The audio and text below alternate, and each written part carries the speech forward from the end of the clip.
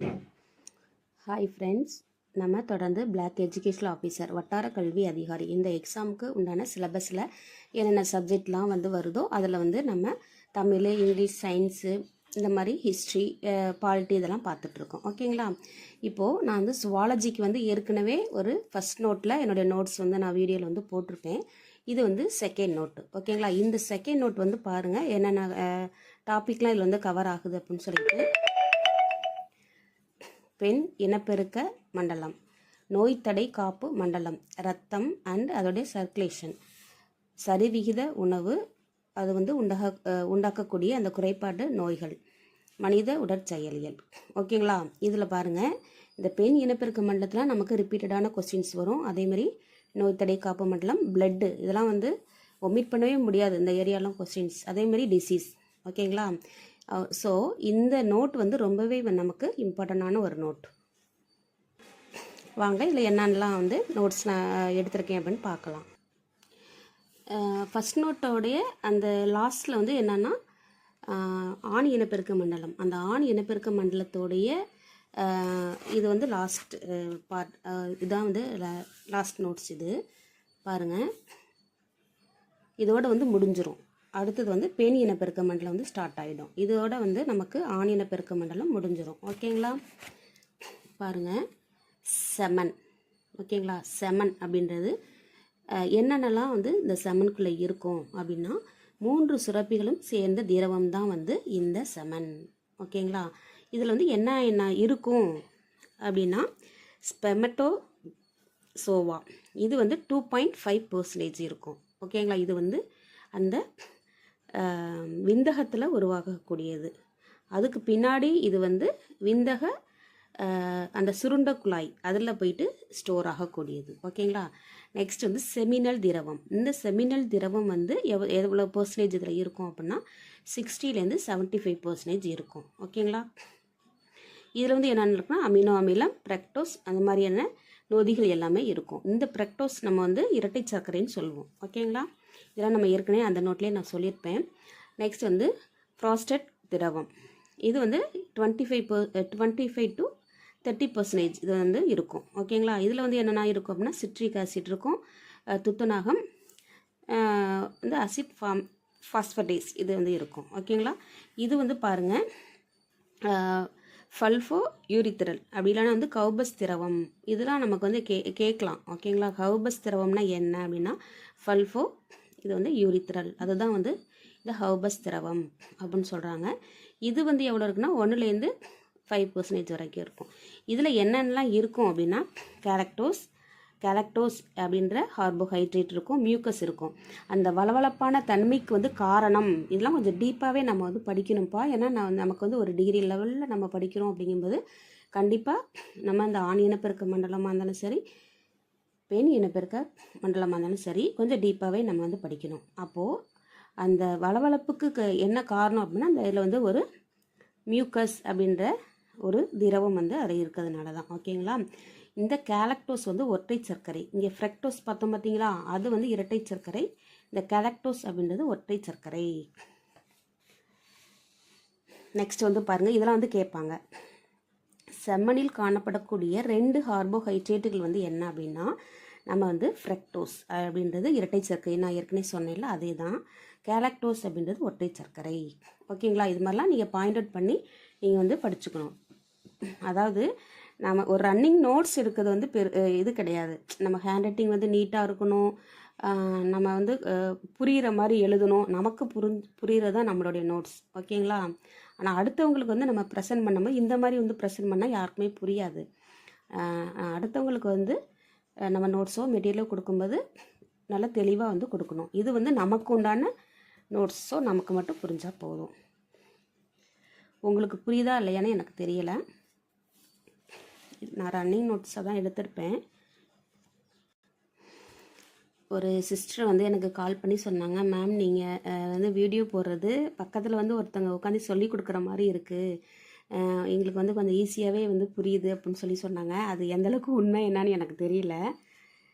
Next பாருங்கள், இதோட ஆண் இனப்பெருக்க மண்டலம் முடிஞ்சிருச்சு. ஓகேங்களா? இது பெண் இனப்பெருக்க மண்டலம். Female reproductive system. ஓகேங்களா, இதில் வந்து என்னென்னலாம் இருக்கும் அப்படின்னா ஓரினை அண்டங்கள், பேஸ் ஆஃப் ஓவரீஸ். ஓகேங்களா, வந்து ஓரினை அண்டங்கள். நெக்ஸ்ட் வந்து ஓரினை அண்ட நாளங்கள், கருப்பை. நெக்ஸ்ட் வந்து கர்ப்பப்பை வாய், புற இனப்பெருக்க உறுப்புகள், பால் சுரப்பிகள். பால் சுரப்பிகள் அப்படின்றது வந்து மெமரி கிளான்ஸ். ஓகேங்களா, இதெல்லாம் வந்து நமக்கு ஒரு அரேஞ்ச் பண்ணுற மாதிரி கேட்பாங்க. ஓகேங்களா, ஒருவேளை இதில் ஏதாவது கொஸ்டின் இந்த மாதிரி வந்து கேட்கலாம் அப்படின்னா இதெல்லாம் வந்து கொஞ்சம் அரேஞ்ச் பண்ணுற மாதிரி வந்து கேட்கறதுக்கான வாய்ப்புகள் இருக்குது. நான் அப்படி ஒவ்வொரு லைனாக வந்து எடுக்கிற மாதிரி இருந்தால் இந்த நோட்டுக்கே வந்து எத்தனை வீடியோ ஆகுன்னு தெரியல. நான் சும்மா முக்கியமானது மட்டும் நான் அப்படியே வந்து சொல்லிட்டு போயிடுறேன். ஓகேங்களா, நமக்கு எதெல்லாம் வந்து நமக்கு ஒரு எக்ஸாம் பாயிண்ட் ஆஃப் வியூவாக வரும் அப்படின்றத வந்து நம்ம பார்க்கலாம். ஓகேங்களா, நான் இது வந்து ப்ரிலிம்ஸ் வித் மெயின்ஸ்க்காக எடுத்த நோட்ஸ் இது. ஓகேங்களா, அங்கே பாருங்கள், நான் வந்து பிக்சர்லாம் இமேஜ்லாம் கூட போட்டிருப்பேன். இது மாதிரிலாம் நம்ம வந்து எக்ஸ்பிளைன் பண்ணி எழுதணும். நமக்கு வந்து மெயின்ஸில் இந்த மாதிரிலாம் ஒரு கொஸ்டின் கேட்டாங்க அப்படின்னா இது மாதிரிலாம் வந்து நம்ம எழுதணும். ஓகேங்களா, குட்டியாக படம் போட்டு. ஏன்னா சயின்ஸ் பொறுத்தளவில் நம்ம எப்போதுமே வந்து ஸ்கூல் டேஸ்லேயுமே சரி 10th பார்த்திங்கன்னா ரெக்கார்ட் நோட்டில் இது மாதிரி படம்லாம் வந்து வரைஞ்சி தான் நம்ம எக்ஸ்பிளைன் பண்ணியிருப்போம். ஓகேங்களா, இதை வந்து பாருங்கள். மனித அண்டத்தோடைய கருமுட்டை என்ன வகை சேர்ந்தது அப்படின்னா ஏலெசிதல். ஓகேங்களா, ஏலெசிதல் அப்படின்னா இதில் வந்து கரு உணவு வந்து இருக்காது. அதனால தான் இது வந்து ஏலெசிதல். இதெல்லாம் வந்து நீங்கள் நோட் பண்ணிக்கணும். ஏலெசிதல் அப்படின்னா என்னென்னா மனித அந்த கருமுட்டையில் வந்து கரு உணவு இல்லாத தன்மைக்கு தான் வந்து ஏலெசிதல்னு சொல்லுவாங்க. ஓகேங்களா, அடுத்தது அண்டகங்கள். இதெல்லாம் வந்து நமக்கு தெரியும், நம்ம சயின்ஸில் படிச்சிருப்போம். இது மட்டும் பார்த்துக்கோங்க. இந்த அண்டகத்தோட நீளம், அந்த அண்டகத்தோட நீளம் வந்து எவ்வளோன்னா 2லேருந்து 4 சென்டிமீட்டர். இதெல்லாம் கொஞ்சம் நோட் பண்ணிக்கோங்க. நெக்ஸ்ட் வந்து புரத ஹார்மோன். என்னென்னலாம் புரத ஹார்மோன் அப்படின்னா இதுக்கு எக்ஸாம்பிள் வந்து இன்சுலின், குளுக்கோகான். இன்சுலின், குளுக்கோகான் இது ரெண்டுமே வந்து புரத ஹார்மோன். அமைன் ஹார்மோன் அப்படின்னா வாசோப்ரெசின். ஸ்டீராய்டு ஹார்மோன் அப்படின்னா என்னென்னா இது வந்து இனப்பெருக்கத்துக்காக இருக்கக்கூடிய ஹார்மோன். ஸ்டீராய்டு ஹார்மோன் வந்து 4 இருக்கும். அதில் வந்து ஆணுக்கு 2, பெண்ணுக்கு 2 இருக்கும். ஆணுக்கு வந்து டெஸ்டோஸ்டிரானும் ஆண்ட்ரோஜனும் இருக்கும். பெண்ணுக்கு வந்து ப்ரோஜெஸ்டரானும் ஈஸ்ட்ரோஜனும் இருக்கும். ஓகேங்களா, இதை பற்றிலாம் நம்ம டீட்டெயிலாகவே வந்து படிக்கணும். இது வந்து பாருங்கள் பெண் இனப்பெருக்க மண்டலம். நெக்ஸ்ட் வந்து அண்டநாளங்கள். அங்கே வந்து விந்து நாளங்கள் படித்தோம் பார்த்தீங்களா, அதே மாதிரி இது வந்து அண்டநாளங்கள் இல்லைனா வந்து ஃபெலோப்பியன் குழாய்கள் அப்படின்னு சொல்லுவோம். அண்டநாளத்தில் வந்து கடைசி பகுதி வந்து இஸ்துமஸ். அண்டநாளத்தோடைய அகலமான பகுதி வந்து ஆம்புலா. ஓகேங்களா, இதுக்கு வந்து ஒரு ஷார்ட்கட் வச்சுக்கலாம். கடைசி அப்படின்றது ஈன் முடியுது பார்த்தீங்களா, அப்போ இஸ்துமஸ். அகலமான பகுதி அப்போ ஆண் வந்து ஸ்டார்ட் ஆகுதா, அப்போ ஆம்புலா அப்படி ஞாபகம் வச்சுக்கலாம். ஓகேங்களா, இது வந்து அந்த கருப்பை. இதோடைய வெளி அடுக்கு வந்து பெரிமெட்ரியம், நடு அடுக்கு வந்து மையோமெட்ரியம், உள் அடுக்கு வந்து எண்டோமெட்ரியம். ஓகேங்களா, இந்த எண்டோமெட்ரியத்துலலாம் வந்து பெண்களுக்கு மாத விளக்கில் அந்த மாத விளக்கு அதுலேருந்து குழந்தை வந்து அந்த டெலிவரி டயத்தில் வெளியில் வந்து வர்றது வரைக்கும் நடைபெறக்கூடிய இடம் வந்து எது அப்படின்னா இந்த எண்டோமெட்ரியம் தான். ஓகேங்களா, இது வந்து மகப்பேற்றிற்காக சுருங்கி விரிகிறதுக்கு காரணமானது இந்த மையோமெட்ரியம். ஓகேங்களா, இதோட அதை இம்பார்ட்டன்ஸ் வந்து கொஞ்சம் படிச்சுக்கோங்க. இது வந்து ஃபர்தோலின் சுரப்பி. இந்த ஃபர்தோலின் சுரப்பி அப்படின்றது பெண்களுக்கு இருக்கக்கூடியது. இது வந்து அந்த வளவளப்பு மியூக்கஸ் திரவத்தை வந்து வெளியிடுவது. இந்த பெண்ணுக்கு வந்து வளவளப்புக்கு தன்மைக்கு வந்து என்ன காரணம் அப்படின்னா இந்த ஃபர்தோலின் சுரப்பதனால. ஆணுக்கு வந்து ஃபல்ஃபோ யூரித்ரல் சுரப்பி. நம்ம இது ஏற்கனவே நம்ம அந்த இதில் படித்தோம் பார்த்தீங்களா அது. ஓகேங்களா, இது அப்போ ஃபர்தோலின் சுரப்பி வந்து யாருக்கு காணப்படும் அப்படின்னா பெண்ணுக்கு. ஃபல்ஃபோ யூரித்ரல் சுரப்பி வந்து ஆணுக்கு வந்து காணப்படும். ஓகேங்களா, மாதவிடாய் சுழற்சி இது வந்து கொஞ்சம் இம்பார்ட்டண்டானது. எவ்வளோ அந்த சைக்கிள் வந்து கேட்பாங்க, அந்த பீரியட் ஆஃப் சைக்கிள் 28 days இது. ஓகேங்களா, இது ஃபாலிகுலார் நிலை, லியூட்டியல் நிலை, மாதவிடாய் நிலை, இந்த 3 நிலையிலையும் அந்தந்த டேஸ். லியூட்டியல் நிலையில் என்ன டேஸ் அப்படின்றத பார்த்துக்கோங்க.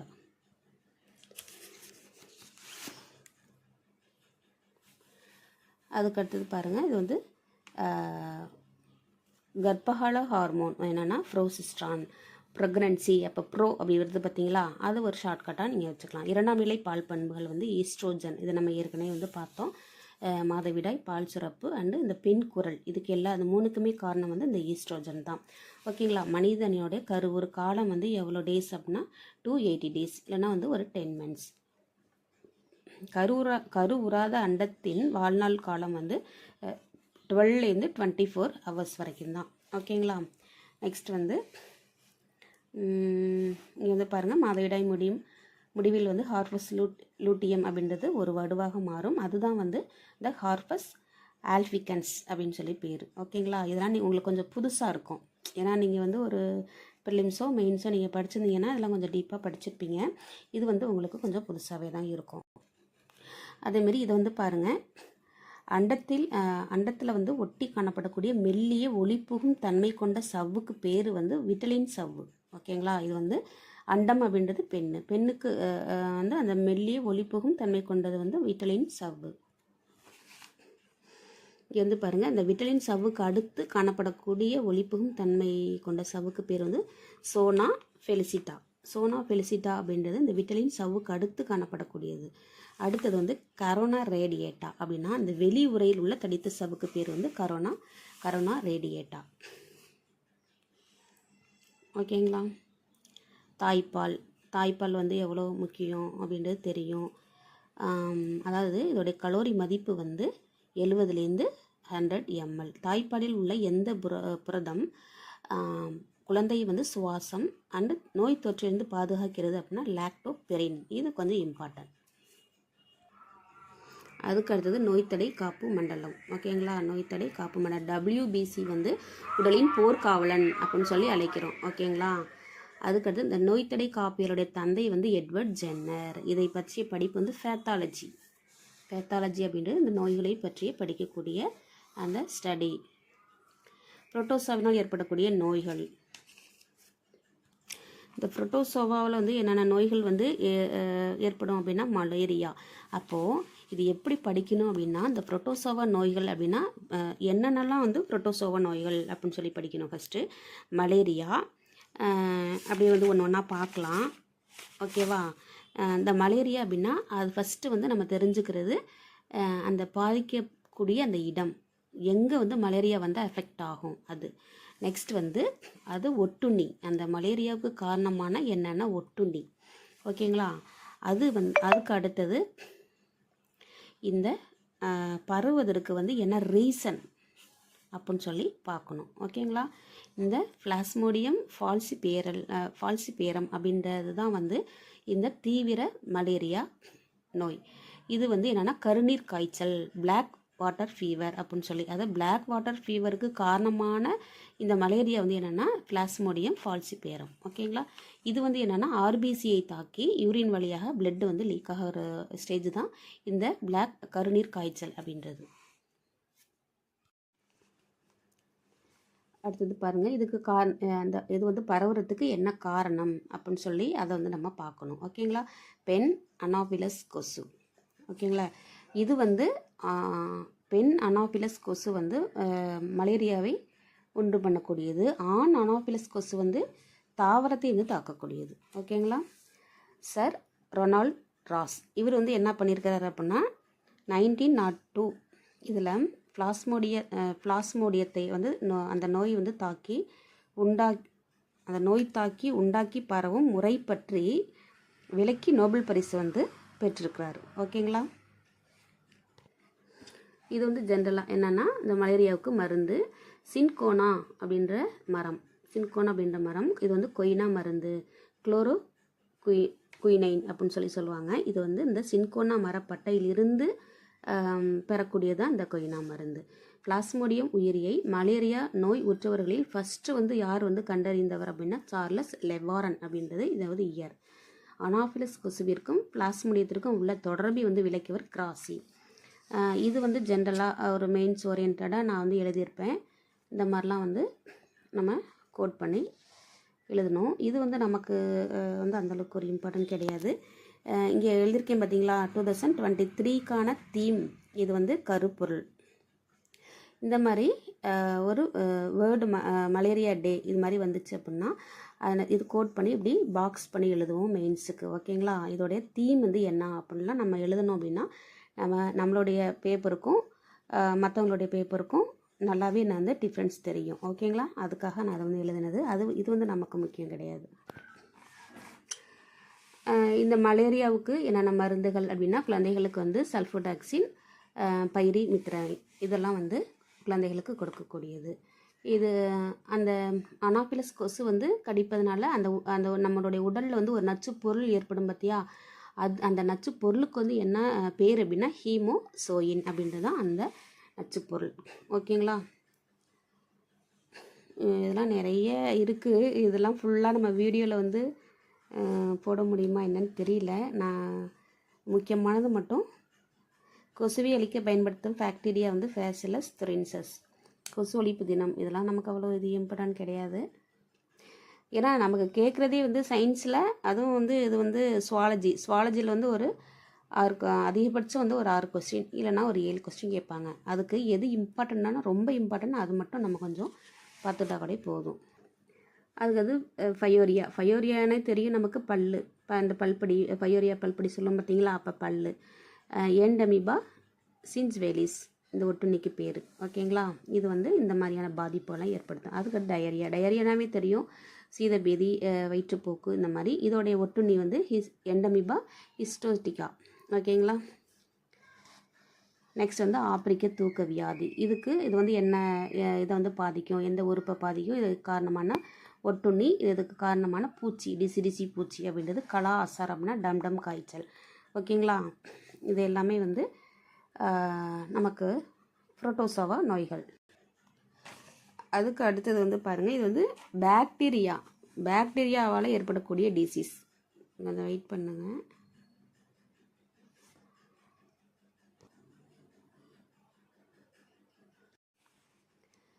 இது வந்து பாக்டீரியாவினால் ஏற்படக்கூடிய நோய்கள். ஓகேங்களா? இந்த பாக்டீரியா வந்து யார் வந்து கண்டுபிடிச்சா, இதெல்லாம் நீங்கள் படிச்சிருப்பீங்க. ஆண்டன் வான் லூவன்ஹூக். இவர் வேறு என்னென்னலாம் கண்டுபிடிச்சார்னா, மனித விந்து, ஃபாதர் ஆஃப் பாக்டீரியா. பாக்டீரியாவுடைய அழகு வந்து எதுன்னா இதுதான் வந்து இந்த அழகு. ஸோ வந்து நுண்ணோக்கி, அது வந்து கூட்டு நுண்ணோக்கியை வந்து இவர் வந்து கண்டுபிடிச்சிருக்கிறாரு. ஓகேங்களா? அதுக்கடுத்து ஆர்பிசிக்கு காரணம் வந்து ஹீமோக்ளோபின் அப்படின்னு வந்து ஃபஸ்ட்டு வந்து இவர் தான் வந்து கண்டுபிடிச்சிருக்கிறாரு. இதுக்கான தடுப்பு மருந்துகள் வந்து பார்க்கலாம். பிசிஜி அப்படின்றது வந்து குழந்தை பிறந்து ஓராண்டுக்குள் போடப்படக்கூடிய தடுப்பூசி. பிசிஜி அப்படின்னா என்ன அப்படின்னு சொல்லிட்டு எழுதியிருப்பேன்.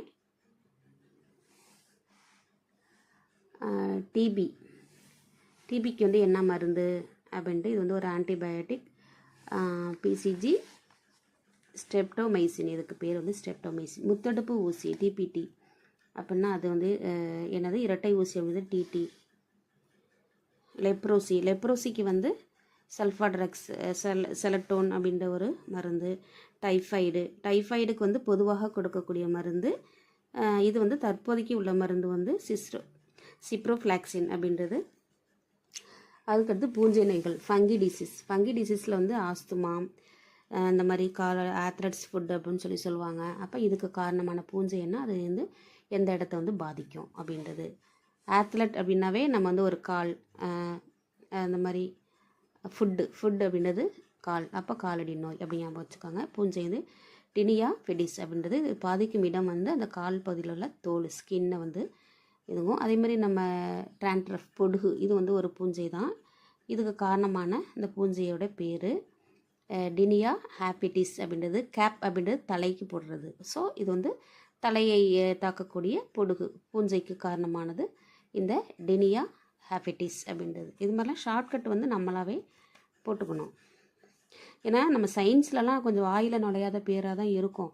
அதுக்கு வந்து இது மாதிரி ஷார்ட்கட் போட்டோம்னா நம்ம ரொம்ப வந்து சிரமப்பட தேவையில்லை. அதுமாரி சொறி சிரங்கு பாருங்கள், இது வந்து அஹாரஸ் ஸ்கேபிஸ், ஸ்கின், இது வந்து தோலை தாக்கக்கூடியது. நெக்ஸ்ட் வந்து வைரஸ் நோய்கள். இந்த வைரஸை வந்து கண்டுபிடிச்சி வந்து டிமிட்ரி ஐவனோஸ்கி, இதெல்லாம் ஸ்கூல்லேயே படிச்சிருப்பீங்க. ஓகேங்களா? இந்த வைரஸோடைய அளவு. நுண்ணுயிரின் தந்தை வந்து யாருன்னா லூயிஸ் பாஸ்டர். இது என்னென்னலாம் கண்டுபிடிச்சிக்கன்னா வெறிநாய் கடிக்கும் மருந்து, அந்த ஃபாஸ்டரைசேஷன். நீங்கள் அந்த பால் கெட்டு போகாமல் இருக்கிறதுக்கு ஃபாஸ்பரேசியஸ் நீங்கள் படிச்சிருப்பீங்க. ஜெம் தியரியை பற்றி இவர் வந்து வெளியிட்டிருப்பார். ஓகேங்களா? இது வந்து வைரஸோடைய அந்த அளவு வைரஸை படிகமாக்கிற வந்து WL ஸ்டான்லி அப்படின்றவர். அதுக்கு அடுத்தது பாருங்கள், இது வந்து பரவ இயலாத நோய்கள், மரபு வழி நோய்கள். இது வந்து ஹெரிடரி டிசீஸ். ஓகேங்களா? இது வந்து நிறக்குருடு, கலர் பிளைண்ட்னஸ் அப்படின்றது. இந்த நோயை வந்து ஃபஸ்ட்டு வந்து யார் வந்து கண்டுபிடிச்சாருன்னா வில்சன் அப்படின்றது கண்டுபிடிச்சிருக்கிறாரு. பெண்களால் ஆண்களுக்கு இப்படி கூட கேட்பாங்க, பெண்களால் ஆண்களுக்கு ஏற்படக்கூடிய நோய் வந்து எதுனா இந்த கலர் பிளைண்ட்னஸ் தான். அது எப்படி அது வந்து பெண்களால் ஆண்களுக்கு ஏற்படுது அப்படின்றது பார்க்கலாம். அது வந்து எப்படி இது கொஞ்சம் அப்படியே எக்ஸ்பிளைன் பண்ணி எழுதியிருப்பேன்.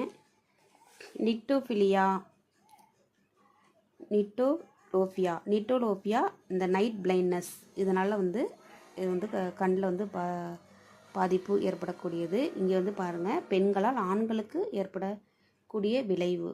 இது வந்து கொஞ்சம் ஒரு இது மாதிரி ஸ்டோரி மாதிரி எழுதியிருப்பேன். இது வந்து நமக்கு அவ்வளோ இது கிடையாது. இதை மட்டும் பாருங்கள். சிவப்பு நிறத்தை வந்து பிரித்தறிய இயலாத நிலை வந்து ஃப்ரோட்டோனோஃபியா. பச்சை நிறத்தை வந்து பிரித்தறிய முடியாத அந்த நிலைக்கு பேர் வந்து டியூட்டனோஃபியா. ஓகேங்களா? நெக்ஸ்ட் வந்து அல்ஃபினிசம் அப்படின்னா மெலனின் குறைபாடால் ஏற்படக்கூடியது வந்து ஒடுங்கிய அல்லீல்கள். இதுக்கு காரணமான அந்த நொதி. ஓகேங்களா? இது வந்து குறைவாக சுரப்பதனால அந்த இடத்துல அந்த இது வந்து ஆப்சண்ட் ஆகிருக்கும். அதனால தான் நமக்கு அந்த மாதிரி வந்து கொஞ்சம் ஒயிட்டாக அது மாதிரி அல்ஃபினிசம் குறைபாடு ஸ்கின்ல வரக்கூடியது.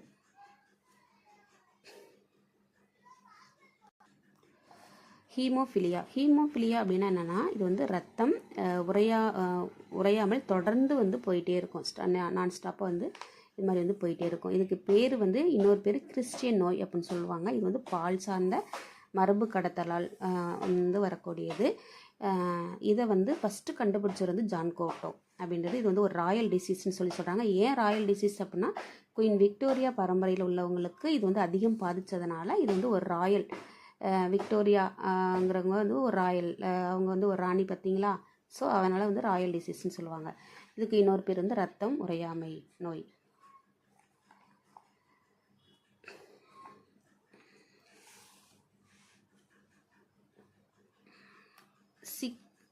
சிக்கிள் செல் அனிமியா அப்படின்னா அது வந்து கதிர் அறிவால் நோய். இது வந்து ஒரு பால் சார்ந்த மரபு கடத்தலால் உருவாகக்கூடிய மரபு கடத்தலால் ஏற்படக்கூடியது.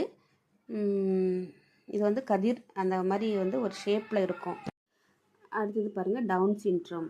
இதுக்கு வந்து வேறு என்னென்னலாம் இதுக்கு வந்து பேர் அப்படின்னா மங்கோலிசம், மன நலிவு நோய், 21 ட்ரைசோமி, இதெல்லாம் வந்து இந்த டவுன் சிண்ட்ரத்துக்கு வந்து பேர். ஓகேங்களா? இந்த நோயை வந்து லாங்டன் டவுன் அப்படின்றவர் தான் வந்து 1866 வந்து கண்டுபிடிச்சார். ஸோ அதனால தான் வந்து டவுன் அவருடைய பேரை வச்சு டவுன் சிண்ட்ரம் அப்படின்னு சொல்லி சொல்கிறார்.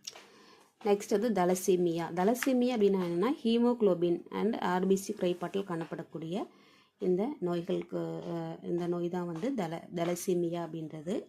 நெக்ஸ்ட் வந்து குமிழ் சிறுவன் நோய் அப்படின்றது வந்து பபிள் பாய் சிண்ட்ரம் அப்படின்றது. சும்மா வந்து நீங்கள் வந்து தெரிஞ்சுக்கிட்டால் போதும். இது வந்து குரோமோசோம் குறைபாட்டால் வரக்கூடியது. இந்த செல்கள் பி செல் அண்ட் டி செல்களுடைய சுரப்பின்மையால் இது வந்து வரக்கூடியது. சும்மா இது வந்து தெரிஞ்சுக்கிட்டால் போதும். அதுக்கு அடுத்தது வந்து பரவ இயலாத நோய்கள். இது வந்து வளர்ச்சிதை மெட்டபாலிக் டிசார்டர். இது டயபெட்டிஸ் மெலிடஸ் அப்படின்றது. இது வந்து ஆல்ரெடி நோட்ஸில் நான் கொடுத்துருப்பேன். இதே நோய்கள், இது வந்து ஹார்ட் டிசீஸ். இதே நோய்கள் வந்து என்னென்ன அப்படின்னா சிவிடி அண்டு சிஹெச்டி அப்படின்றது. சிவிடி அப்படின்னா வந்து கார்டியோ வாஸ்குலர் டிசீஸ். இது வந்து கொரோனரி ஹார்ட் டிசீஸ். ஓகேங்களா? இதெல்லாம் சும்மா ஜஸ்ட் ஒரு இதுக்காக தான் எழுதியிருக்கேன். இந்த ஹைப்பர் டென்ஷனை பற்றி நார்மல் பிளட் ப்ரெஷர் வந்து நமக்கு 180 வந்து 80 இருக்கணும். ஓகேங்களா? இது வந்து இதயம் வந்து சுருங்குவது, இது வந்து இதயம் வந்து விரிகிறது. சிஸ்டோலிக் அண்ட் டயஸ்டோலிக் அப்படின்னு சொல்லுவோம். பிபி, அதாவது வந்து இந்த பிபி வந்து அளவிடக்கூடிய கருவி வந்து ஸ்பிக்போ மோனோமீட்டர். இது வந்து கையில் வந்து இதை வந்து கண்டுபிடிச்ச வந்து ஹோரக்ஹாஃப். அல்சீமர் அப்படின்றது வந்து நமக்கு ஒரு மறதி நோய். ஓகேங்களா? இதுக்கு அசிட்டைல் கோலின் அப்படின்ற குறைபாட்டால் ஏற்படக்கூடியது வந்து மெமரி வந்து லாஸ் ஆகிறது. நெக்ஸ்ட் வந்து பாருங்கள் புற்றுநோய். இந்த புற்றுநோய் வந்து நமக்கு ஒரு WBC வந்து எவ்வளோ இருக்கணும் அப்படின்னா இந்த வெள்ளை அணுக்கள் எவ்வளோ இருக்குன்னா 8000 10,000 வரைக்கும் வந்து இருக்கலாம். ஓகேங்களா. இந்த செல்களுடைய பெருக்கத்தினால் வரக்கூடியதான் இந்த புற்றுநோய். இதுக்கு ஸ்டடி ஆஃப் கேன்சர் வந்து ஆன்காலஜி. ஓகேங்களா. இதெல்லாம் கொஞ்சம் பார்த்துக்கோங்க. முக்கியமானது மட்டும் நம்ம பார்த்தா போதும். இந்த புற்றுநோயோட வகை வந்து ஒன்று மேட்ச்சில் கேட்பாங்க, இல்லைனா வந்து தனியாகவே வந்து கேட்பாங்க. இது வந்து பாருங்கள், புற்றுநோய் வகை இது வந்து எதை வந்து பாதிக்கும் அப்படின்ற அந்த உறுப்பு. கார்சினோமா அப்படின்றது அகப்படை புறப்படை செல்கள், நுரையீரல், பெருங்குடல், மூச்சுக்குழல், பால் சுரப்பிகள்லாம் வந்து வரக்கூடியது கார்சினோமா. சார்கோமா அப்படின்றது எலும்புலையும் தசைகள்லையும். இதெல்லாம் அடிக்கடி டிஎன்பிஎஸ்சிலேருந்து கேட்டுகிட்டே இருப்பாங்கப்பா. லிக்யூமியா அப்படின்னா ரத்த செல்கள். லிம்போமா அப்படின்னா மோனோசைட்டில் WBCயில் வர்றது. ஓகேங்களா. இதுக்கு என்னென்ன டெஸ்ட் அப்படின்னு சிடி ஸ்கேன், MRI, எக்ஸ்ரே இது மாதிரிலாம் எடுக்குது. அதுக்கடுத்து பிளட்டு. ஸ்டடி ஆஃப் பிளட் வந்து ஹெமட்டாலஜி. இதெல்லாம் பார்த்துக்கோங்க. திரவ இணைப்பு திசு. இது ரத்தத்துடைய சுவை வந்து உப்புத்தன்மை, இதோடைய pH வேல்யூ, இதெல்லாம் கொஞ்சம் முக்கியம். நான் அப்படியே நோட் பண்ணியிருக்கிறது மட்டும் அப்படியே கொஞ்சம் பார்த்துக்கோங்க. இதுக்கு வந்து மேலுக்கு எவ்வளோ இருக்கணும், ஃபீமேலுக்கு எவ்வளோ இருக்கணும், இந்த ரத்தத்துடைய செயல்பாடுகள், உடலின் அமில கரத்த நிலையை வந்து சமநிலைப்படுத்தக்கூடியது.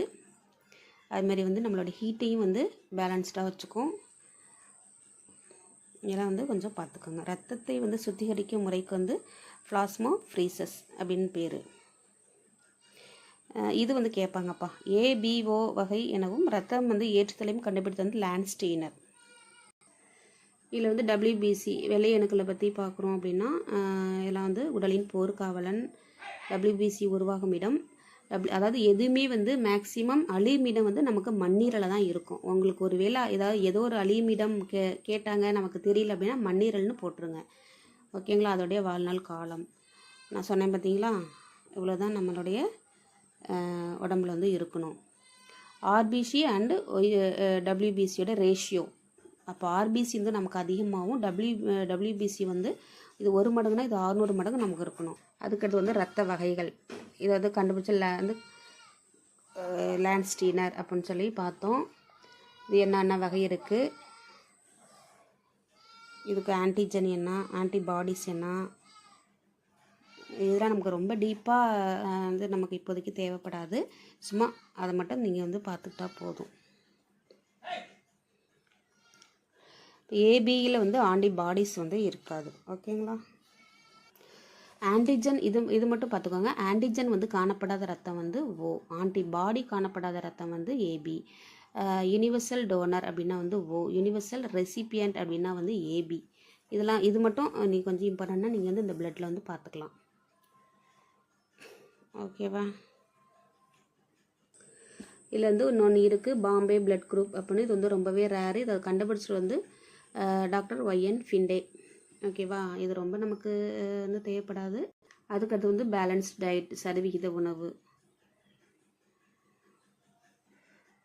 நமக்கு அதிக ஆற்றல் கொடுப்பது வந்து கார்போஹைட்ரேட்ஸ், ஒழுங்குபடுத்துவது வந்து விட்டமின்ஸ் அண்ட் மினரல்ஸ். ஒரு மனிதனுடைய எடை வந்து 70 kg. இது ஒரே வீடியோ வந்து லாங்காக போயிட்டுருக்கு, பார்ப்போம். இதை பார்த்துக்கோங்க. சர்வீத உணவில் வந்து கார்போஹைட்ரேட் எவ்வளோ இருக்கணும், புரோட்டீன் அண்டு ஃபேட் அதோட ரேஷியோ வந்து 6:1:1 இது இருக்கணும். அதேமாதிரி இந்த விட்டமின் டாபிக் வந்து ரொம்பவே கொஞ்சம் முக்கியம்ப்பா. விட்டமின் D அப்படின்றது வேணால் கால்சிஃபெரல் அப்படின்னா டயூரிட்டிக் விட்டமின் அப்படின்னு சொல்லி. இது வந்து சன்லைட் வந்து விட்டமின், அதில் சூரிய ஒளியிலேருந்து நமக்கு அந்த விட்டமின் வர்றது தான் வந்து இந்த விட்டமின் D அப்படின்றது. கால்சியம் அண்டு பாஸ்பரஸ் சொல்லி வளர்ச்சிதை மாற்றத்துக்கு வந்து பயன்படுகிறது. இதெல்லாம் எதுக்கு பயன்படுது அப்படின்னு சொல்லி கேட்பாங்க. எலும்புகள் பற்கள் சீராக வளர்ச்சி பெற விட்டமின் D. இது குறைபாட்டு நோய்கள் வந்ததுன்னா ரிக்கட்ஸ் குழந்தைகளுக்கு, ஆஸ்ட்ரோமலேசியா வந்து பெரியவர்களுக்கு. ஓகேவா. அப்புறம் இன்னொன்று வந்து என்னென்னா இந்த UV ரேஸ், நம்மளோட சன்லைட்டு நம்ம உடம்புல வந்து படும்போது விட்டமின் D வந்து கிடைக்கிது. அப்போது இந்த UV ரேஸ் வந்து நம்ம அந்த ஸ்கின்ல வந்து படுது பார்த்தீங்களா, அந்த இடத்துக்கு வந்து என்னென்னா 7D எர்கோஸ்டீரால் அப்படின்னு சொல்லி பேர். ஓகேவா. இந்த இதுதான் வந்து விட்டமின் D-ஆக மாற்றப்படும். 7D எர்கோஸ்டீரால் அப்படின்றது தான் விட்டமின் D-ஆக மாற்றப்படும். கல்லீரல் வந்து சேமிக்கும் விட்டமின் வந்து விட்டமின் D-யும் விட்டமின் K-வும்.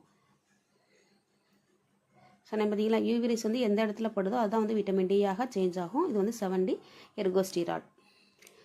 அதேமாரி விட்டமின் இ, விட்டமின் இக்கு வந்து டோகோஃபெரால், ஆன்டி ஸ்டெரிலிட்டிக் விட்டமின். இது வந்து கருத்தரிக்க உதவுது.